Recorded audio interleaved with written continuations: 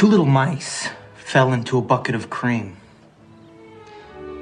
The first mouse quickly gave up and drowned, but the second mouse, he struggled so hard that he eventually churned that cream into butter. And he walked out. Amen. Welcome to Successful Dropout. This podcast is for the outliers, the innovators, the rebels, those that dare to dream and act on their dreams. I'm your host, Kylan Ginger. Join me as we find out what it takes to drop out, grind, and succeed. What's up, fam squad? I've got some pretty exciting news. If you listen to the podcast much, you know we've been building a pretty vibrant community of truly extraordinary people who have committed to an unconventional route through life. The Successful Dropout audience has been growing a lot, and I get a lot of people reaching out to me now with all sorts of questions regarding education, dropping out, opting out, entrepreneurship, resources, networking, etc. So much so that I decided it was time to create a more accessible community on Facebook so that we can all ask and answer these kinds of questions together, as well as celebrate our successes and encourage each other during inevitable adversity. So I've created a closed Facebook group, and I want to invite you to join it. If you follow Successful Dropout, if you resonate with our philosophy and want to help me grow this thriving community, go to successfulDropout.com/group. This community is for the rebels, the outliers, the innovators, the doers, and those who dare to dream and act on their dreams. If you're a dropout, an opt-out, if you're thinking about doing one of those things, if you're a parent, even if you aren't any of those things and you graduated school, I want to invite you to join. All that matters is that you resonate with the Successful Dropout philosophy and that you enter the group with the intention to provide value to the other members and not just receive value yourself. Again, go to successfuldropout.com/group to request admission.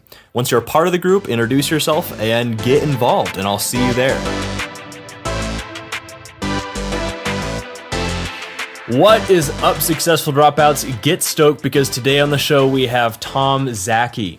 Tom is the founder and CEO of TerraCycle, one of the world's leaders in eco-capitalism and the reuse of non-recyclable pre- and post-consumer waste. In 2002, he left Princeton University to spend all his time growing TerraCycle, which began as a two-man outfit out of his dorm room.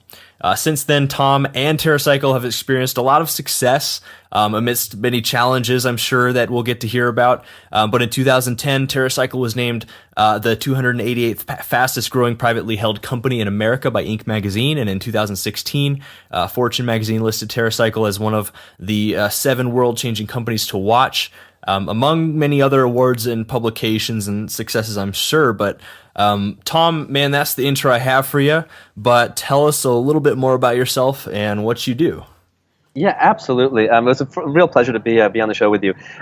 So a little bit of background. I was born in Europe, in Hungary originally. Then we left there, effectively trying to escape communism, which Hungary was under back in the 80s, and moved around Europe a little bit. Then ended up in Canada as actually basically as political refugees. So really had that sort of immigrant story. And then from Canada went to some of elementary school and all of high school, and then ended up in the U.S. for college. And about a year into college, this idea for TerraCycle came up, on really thinking about how to look at garbage differently. And within a year of the idea, I had dedicated myself full-time to the company, which means there was no more room for school, so I'd left. And 15 years later, TerraCycle has only grown. We now operate in 21 countries around the world, nationally collecting and recycling things that people thought were never recyclable before, from dirty diapers to chewing gum to cigarette butts to even creating the world's largest solutions on ocean plastics and so on. And it's been a phenomenal experience, and I just look forward to seeing where it will go. Yeah, dude. So I've been watching, a couple of YouTube videos and stuff, just trying to learn more about you and especially about TerraCycle. And it's really quite fascinating what you're able to do. I mean, you kind of take it beyond just, I guess, recycling. I mean, we hear of recycling, and I think people think about recycling. Plastics and certain kinds of metal and kind of the stuff we hear about most of the time. But you're taking it a step further and creating almost new products and stuff out of garbage. And so what are like, could you give us a quick list of maybe some of the products that TerraCycle has on the shelves right now that you're creating out of trash essentially? Yeah, absolutely. And the way I really think about TerraCycle is less so about, what products we make. We do make a large range of products, both recycled products, upcycled products, and reused as well. But much more, it all starts with what waste we collect, So we do 300 different types of waste that you couldn't traditionally recycle. We today collect and recycle everything from ocean plastic to cigarette butts. The things we're really known for are the things that are out there, that are big wows. So dirty diaper recycling, chewing gum recycling. We invented cigarette recycling 4 years ago, all the way to ocean plastic. But then there's, the things that may seem more benign, but are also big, breakthroughs, like how to do toothpaste tube recycling or plastic glove recycling, and you name it. Now, as you bring in all these waste streams, they all end up being converted either through reuse, upcycling, or recycling into cool new things. But the whole point is, let's eliminate the idea of waste. And to do that, it's all about collecting and recycling what people never thought could be recycled before. Right, because I've heard you give a really good kind of talk about when you look at all the different organisms on Earth, one organism's waste is, or at least the natural world, one organism's waste is what, another organism's intake. And so that's kind of essentially what you're wanting to bring to the table here with non-natural, like human waste, basically. That's right. If you think about it in the natural system, there is no such thing as garbage. The concept of garbage simply does not exist. Now, there's a couple of key learnings. So first, there isn't the concept of waste, but also there isn't a superorganism out there that eats every output of every organism. So in other words, if you take a mammal, and we're mammals, traditional mammals, like not humans, but like a monkey or a fox, has 3 types of garbage, 3 types of outputs, because nature doesn't know what the word garbage is. So 3 outputs. The first output is carbon dioxide from respiration. The second output is excrement, poop and pee. And then the third output is body parts, like say hair, nails, shedding, but then at some point the body itself, because the animal will die one day. Those are the 3 key outputs. But what's interesting is it's a different ecosystem or organism that eats each of those outputs and produces other outputs. The carbon is eaten by plants and made back into oxygen, while the excrement is more, a bacterial system that will decompose it. And body parts and other things may even be eaten by other larger animals. Imagine if like the fox, or like a rabbit is eaten by a fox, right? There, the output, the body, becomes food for the fox. Right. Now, here's the crazy thing. In the human system, we don't have 3 types of waste. We have all 3 of those. We go to the bathroom, we breathe, and we also die one day, or we cut our hair and so on.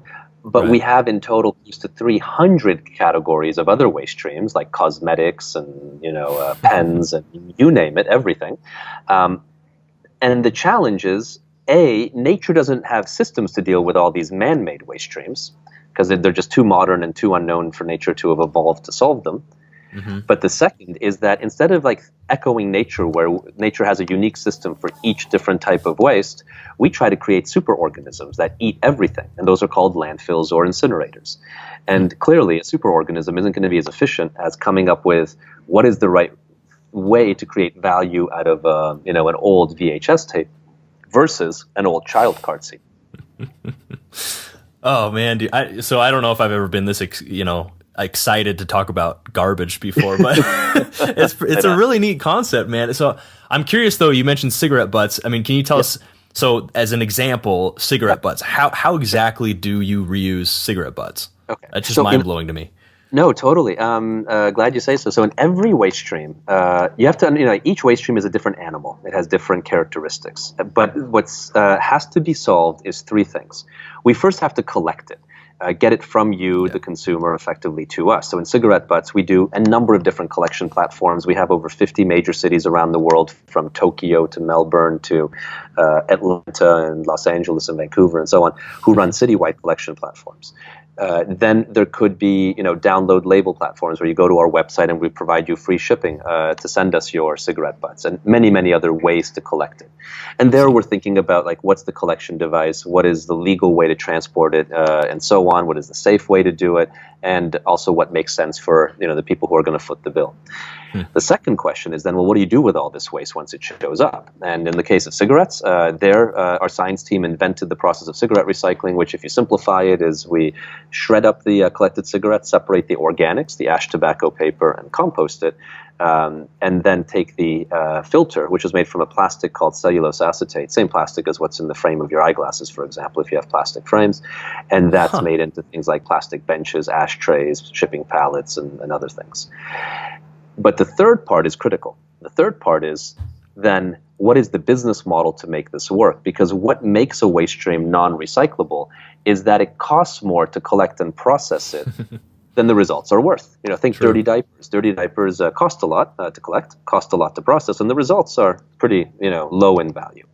So in that, there, it's about coming up with a way that a brand may want to pay for it, or a retailer, or a city, or small business, or an individual, and that's sort of what is the magic sauce that makes it all go around. Gosh, so it almost seems like every category of waste or piece of waste, you almost have to build like a unique business model around that. Is that kind of true?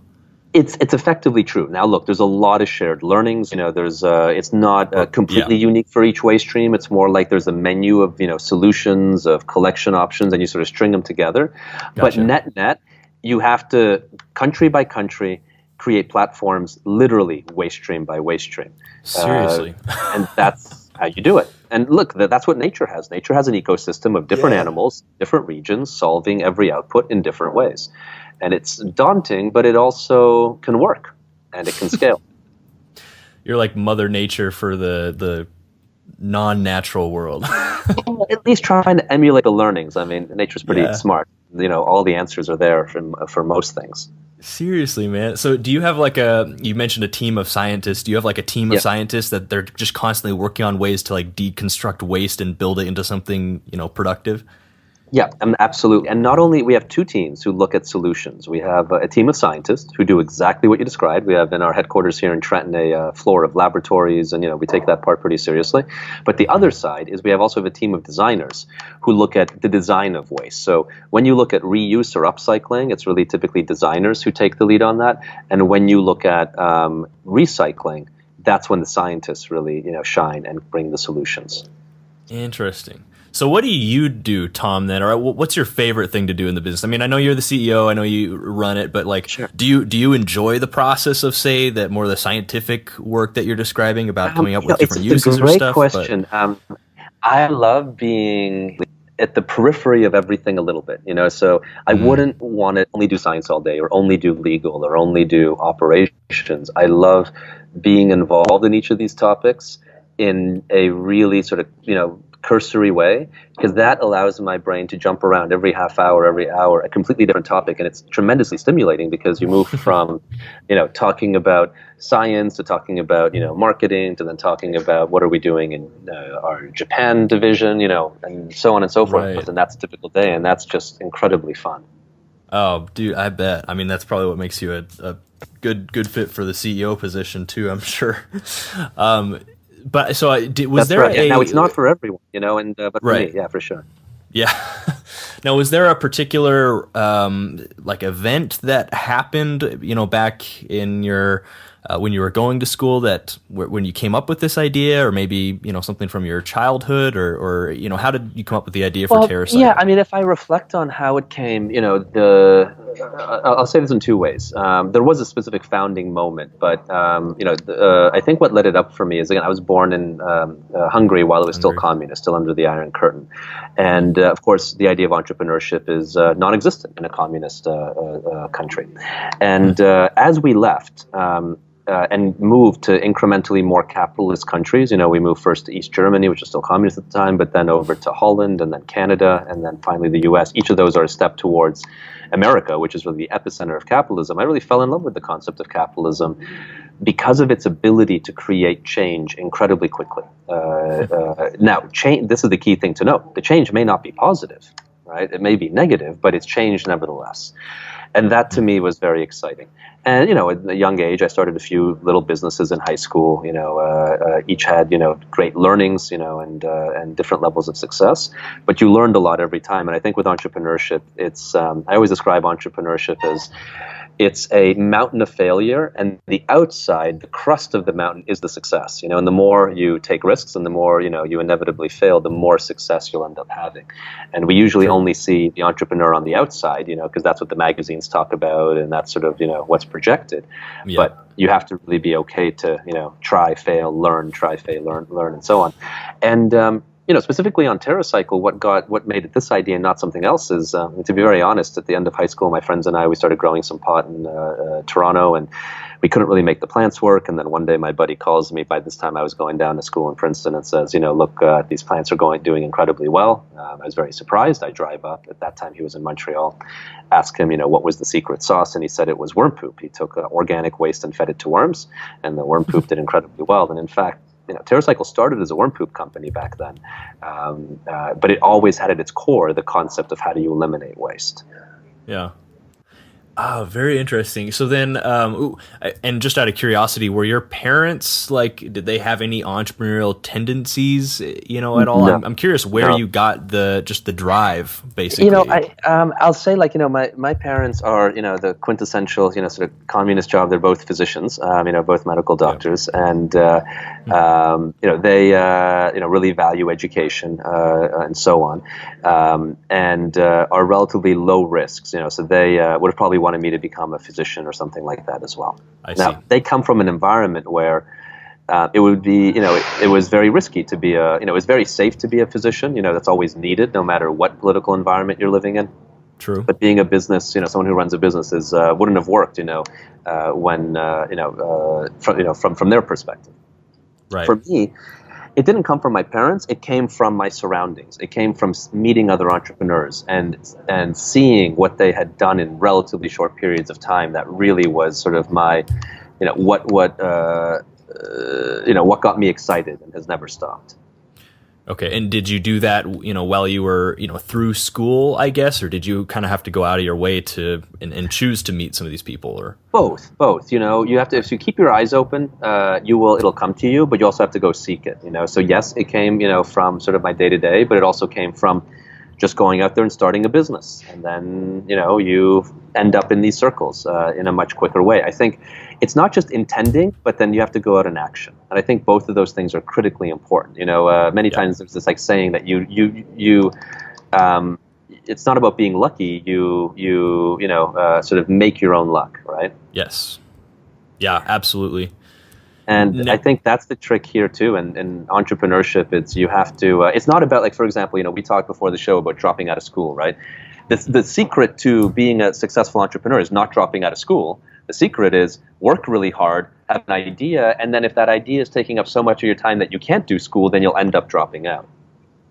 Right. And then, you know, I wonder what you'd have to say to people listening too who are so caught up in trying to make sure that they have the right idea before they take action or before they even start it all. You know, what would you say to somebody like that? You know, I'm really glad you said that, because I would say, you know, TerraCycle started as a worm poop company. Literally, we were selling bottles of worm poop. I kid you not. And today, you know, 15 years later, the company's still called TerraCycle. It's still the exact same logo. But now we're a high-end innovative waste management company that doesn't even make worm poop anymore. And to your question, what's the lesson in that? It's that it's not the idea. It's the idea is just a starting point. What it really is your conviction, which is manifested in passion and hard work. You need both, right? You can't just work hard with no passion, because you're going to have a lot of well-meaning, you know, sort of pointless stuff. But you can't just be passionate and not put in the tremendous amount of work that's needed. And then let the idea evolve. I think what you want to hold on to is the essence, right? Sort of to have like a line in the sand. So, you know, for us, the essence is eliminate the idea of waste. But then how you go about accomplishing that essence, you should be open to change. And especially in today's world, where today's world is evolving so crazy fast, things that were relevant 5 years ago are not relevant today. But the essence is. Interesting. And so, you're talking about passion and stuff, and I'm wondering for you, Tom, you said eliminate the idea of waste and stuff. When you started TerraCycle, I mean, did you have what am I trying to say here? Because I feel like some people, when they're searching for this business idea, and then if they're smart enough, they're also, like what you said, they're looking for something that they can be passionate about, that they find some meaning in. But a lot of the times I notice people sitting around waiting for to become passionate about something before they even, embark on it. So I guess for you, I mean, was the why behind TerraCycle, did you discover that and were you passionate about that before you even started the company, or did that come as a result of just getting in there and getting the process started and it's just evolving into more of a passion that you have now? It's a bit of both, to be very fair to your question. You need to have excitement in the early idea, but then that can evolve, and the passion can grow. And it's not, you don't have to, you don't start at maximum passion. You start with excitement, but you have to be into the idea yourself to possibly have any chance of success, That's not necessarily the case in a normal job. In a normal job, you may not necessarily be it would be optimal if you're always super into it, but you could succeed, without necessarily being, 110% committed to it. I just don't think that's the case in entrepreneurship. I think in entrepreneurship, you have to be living and breathing, the idea. And that comes with tremendous sacrifice, and then you have a much better chance of success, It's very rare where an entrepreneur sort of lucks out into something. I call that almost like winning the lottery, where they create an app or something with very little work and it just takes off like crazy, and then they sell for some huge amount of money. We read about those, but those are about the same chance as winning the mega jackpot in lottery. People win, but you and I will never win. Yeah, absolutely. And so you mentioned really quick you might have had a few other businesses before TerraCycle. Can you briefly, describe those? And I guess, was that an effort to, because it sounds like you were just like, okay, here's an idea. I'm going to take action on this for a while and see if this works out. And doing that kind of led you up to the TerraCycle idea. Is that correct? Yeah, that's right. My first company, this was back when the internet was really just starting, was a web design shop when there were no web design shops out there. I was 14 at the time, so it was very, very, sort of small and whatnot. But we got clients, we had a couple of part-time employees at the time. It was a really great learning, and I learned, things there like what is an invoice? How do you collect money? What is a tax return? Like really simple, basic stuff, but that was critically important.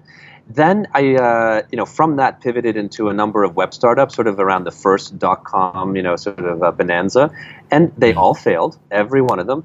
But every time I learned things like how do you raise money, how do you, sort of deal with venture capitalists, how do you do this, how do you do that, what is a Series A round, what's common stock, all this stuff. And while none of them succeeded, the learnings were absolutely tremendous. Yeah. And then I ended up in university, and TerraCycle was the idea that that came to me. And but it wasn't that it just fell into my lap. I'm always looking for concepts, right? So that's that whole idea of intention, and it's still what we do today. While TerraCycle has been what I've done for 15 years, what TerraCycle does has been very evolving. Always the same core, but the company itself is under constant change, and it's why we have been able to grow for 15 years straight. Yeah. I love it. I mean, you just kind of telling that the story and your kind of take on that, I think is helpful for some people listening, because I feel like a lot of the times when you're young like that, maybe in high school or college, you want to be an entrepreneur and you're looking for different ideas, but you get hung up on just waiting for the right ideas or to be like super passionate about something when maybe you have a certain amount of career capital or experience in a certain area, and maybe it's right in front of you, or you might have several ideas, but you're not like 100% sold on any one of them. The key might be to and here's the key. Go ahead. Start, right? Yeah. I was gonna say, like, just freaking begin. People, and when I advise entrepreneurs, too many think too much and do too little, and you need to think less and do more, frankly. And just start, because everything will become clear when you put your website up, when you start putting your idea out there. It may not be that you're, and you have to be totally cool with not being the answer and constantly evolving, but just start. And man, once you put something down on the ground and start then learning from it, everything starts, clarifying, starts becoming more interesting. It becomes more exciting. It's what to do. Totally. I mean, action begets more action, I think. And there's something I write on a piece of paper in front of me throughout the day, or above my to-do list, and it says 20% thinking, 80% action is, I think, a pretty decent ratio for those two things, because personally, I have a tendency to think too much. Well, there's this hierarchy in Buddhism, around when Buddhism teaches about karma, and there's this sort of hierarchy of what affects karma more or less. Thinking about something is on the lowest end of the hierarchy. Speaking about something is, an order of magnitude greater than thinking about it. Then physically doing is another order of magnitude greater than that.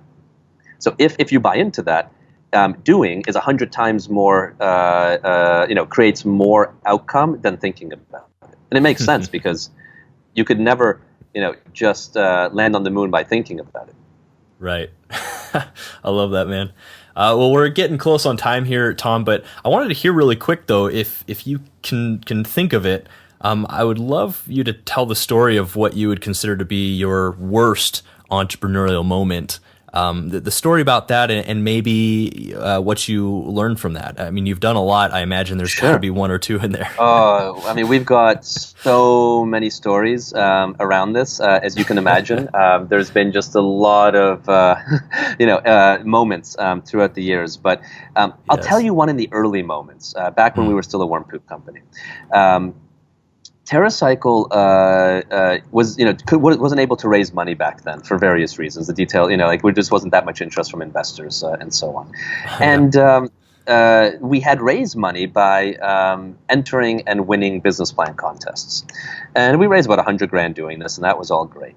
But as we grew, we had spent it all, absolutely all of it. And I remember this moment so clearly. We're in our basement office. We have $500 left in our bank account, and we're about to run out of money, and we have no other sort of funding sources. So my friends and I are sitting down, around our table and saying, what are we going to do? And we said, well, look, we make a product out of waste. At the time, it was, again, worm poop in a soda bottle. And we said, well, look, since we can't afford packaging, and this was the key innovation, why not package our product in garbage, literally use soda bottles? And we thought this was a totally wild thing and it wouldn't work. And it turned out it was one of the cornerstone innovations that led that worm poop business in 3 years to get to $6 million a year in turnover, by packaging literally in used soda bottles. And that moment came in our moment of absolute greatest desperation. There's something magical there. And I sort of miss it because TerraCycle is much more solid. We're definitely never going to be in a moment like that for years, even if things go badly for a while, because we're just in a very good place, where that rawness leads to some epic innovation, and let it happen, because the alternative was we would have freaked out and we would have said, oh, it's over, let's shut down. Yep. Dude, I love that. And pretty soon you were in like Home Depot and Walmart and these big stores. Dude, like within that too, 3 months, Home Depot, Walmart, Target listed us. And their number one reason was the product was not just made from garbage, but packaged in garbage. That's incredible. But I love what you said about sometimes, when you're almost at rock bottom or when that pressure is really on is when you become the most innovative and when some of the best things happen. And I'm just looking back in my, entrepreneurial history, some of the best projects, ideas, biggest checks I've been able to cut myself have come at the point where I'm almost out of money, or we're getting to the end of this runway in some sense. So I totally agree with that, Tom. Last two questions here, though, man. Yes. I ask these to every guest that comes on the show. Do you have any parting advice for those of our listeners who are thinking of dropping out, say, to work on an idea, or maybe they already have an idea in the works, or maybe a legit business going? Any parting advice for them, but they haven't quite made that step yet. They haven't dropped out yet. So here's what I would say is, I would look at dropping out, whether you're dropping out of a school or whether you're dropping out of your current job, whatever it is, leaving what you're doing to do your entrepreneurial idea. My recommendation, at least the way I approached it, wasn't that I was like, oh, I'm excited about TerraCycle, I'm now going to drop out and see where this goes. No, it wasn't, instead what I did is I started working on it on the side. And do that. It's much safer. And then the moment that your idea is taking up so much of your energy and your time that you can't do your current job or your current school well, that's when you leave and you transition into doing your gig, your entrepreneurial idea full time. And that, I think, is critically important, because dropping out is not a recipe for success. It's actually very dangerous. School is an amazing place. Instead, it should be a reaction if you are so busy that you can't, that your idea is taking up all of your time. Yep. That's great, man. Love it. And on the flip side, any parting advice for those of our listeners who have dropped out and are, say, they're maybe where you are a few years or a couple of years after you dropped out. They're already on that entrepreneurial journey. Any parting advice for them? Well, look, I'd say, awesome that you're on the journey. It's a really exciting one. If you're in your first few years, it's going to be the most raw. And I think, based on that, sort of story I left with is embrace the moments of desperation. And I'm sure in the first few years of any startup, there are plenty of those moments. Those are magic, truly magic. I don't really wish them on myself again, but I miss them in a way too. Yeah. Sometimes the most cherished memories are some of the tougher moments when you're That's actually exactly in them. Right. Yeah. Awesome, Tom. Well, Successful Dropouts, you've been hanging out with Tom and Kylan, learning what it takes to drop out, grind, and succeed. For everything we talked about today, head over to successfuldropout.com and type Tom into the search bar, and the show notes will pop right up. And as always, stay hungry, stay foolish. For more information about how to drop out, grind, and succeed, go to successfuldropout.com. I also love questions. If you have a question about anything we talked about today, I want to hear from you. Go to successfuldropout.com and click the Ask Me a Question link at the top of the page.